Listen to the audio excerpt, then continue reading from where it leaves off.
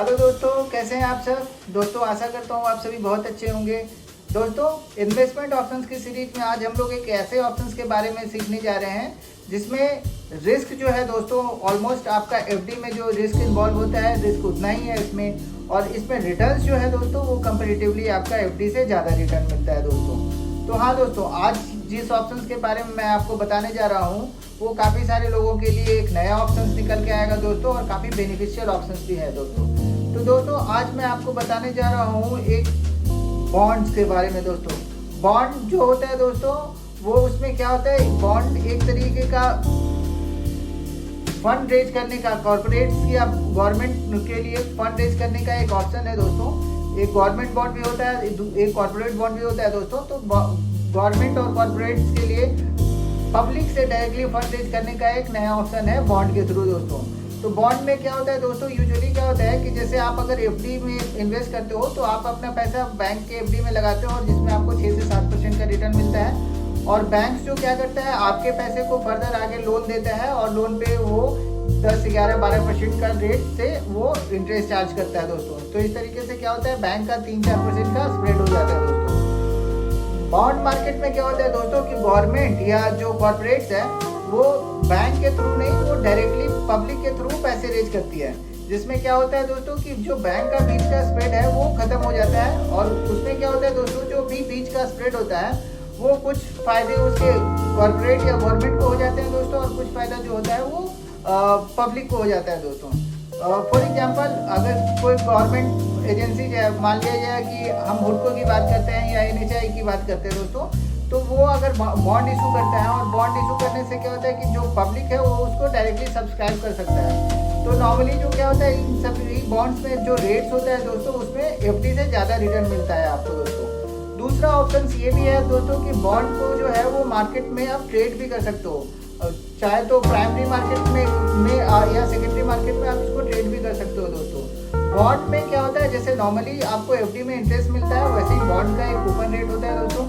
Bond पे जब आप बॉन्ड खरीदते हो तो उसी समय आपका डिसाइडेड होता है कि आपको कितना % का इंटरेस्ट मिलेगा, उसमें क्या कूपन रेट होगा उस बॉन्ड का, और उसका फ्रीक्वेंसी भी डिसाइडेड होता है, अगर क्वार्टरली, हाफ ईयरली या एनुअली जो भी है उस फ्रीक्वेंसी पे आपका इंटरेस्ट जो है वो आपको मिलता जाएगा। मतलब एक तरीके से आपका एक रेगुलर इनकम का सोर्स हो गया दोस्तों अगर आप बॉन्ड मार्केट में इन्वेस्ट करते हो तो। दूसरा ये है दोस्तों कि बॉन्ड जो है वो कुछ बॉन्ड्स ऐसे भी हैं जो टैक्स फ्री बॉन्ड है, मतलब कुछ गवर्नमेंट द्वारा इशूज या पीएसयूज के द्वारा इशूज बॉन्ड ऐसे हैं जो टैक्स फ्री बॉन्ड्स भी होते हैं दोस्तों। इससे फ़ायदा उन लोगों के लिए है कि अगर आप उस एफडी में पैसे इन्वेस्ट करते हो और एफडी में अगर आपको जो इंटरेस्ट मिलेगा वो जो है दोस्तों आपका टैक्सेबल हो जाता है। बट अगर आप बॉन्ड से इंटरेस्ट कमाते हो, स्पेसिफिक बॉन्ड की बात कर रहा हूँ मैं दोस्तों जो कि टैक्स फ्री बॉन्ड्स हैं, तो उस बॉन्ड से जो आपको इंटरेस्ट मिलेगा वो आपका टैक्स फ्री है, मतलब उस बॉन्ड के ऊपर आपको कोई टैक्स देने की रिक्वायरमेंट नहीं है दोस्तों।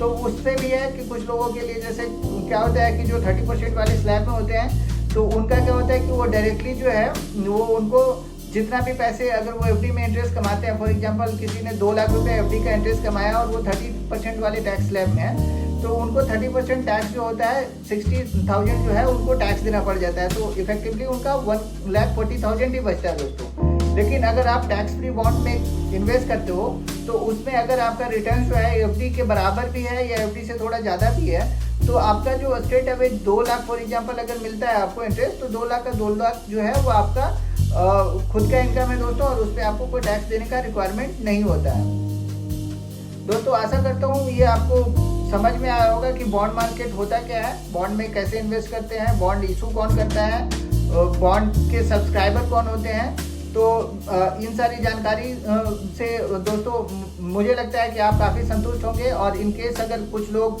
जो बॉन्ड को भी एक मार्केट की तरह यूज करना चाहते हैं या बॉन्ड को भी एक इन्वेस्टमेंट ऑप्शंस की तरह यूज करना चाहते हैं, वो इसमें इन्वेस्ट करेंगे दोस्तों। मैं उन लोगों से भी कहना चाहूँगा जिनका जो टैक्स स्लैब है वो 30% से ज़्यादा है, या जो चाहते हैं कि हाँ मैं जो एडिशनल इनकम मैं अर्न करूँ उस पर मेरे को एक्स्ट्रा टैक्स देने की रिक्वायरमेंट ना हो, तो वो लोग भी जो टैक्स फ्री बॉन्ड को एक इन्वेस्टमेंट ऑप्शंस की तरह यूज कर सकते हैं दोस्तों।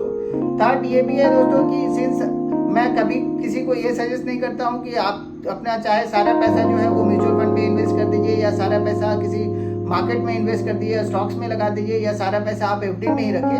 तो आप अपना इन्वेस्टमेंट के पोर्टफोलियो को डाइवर्सिफाई करने के लिए भी बॉन्ड का यूज कर सकते हो दोस्तों।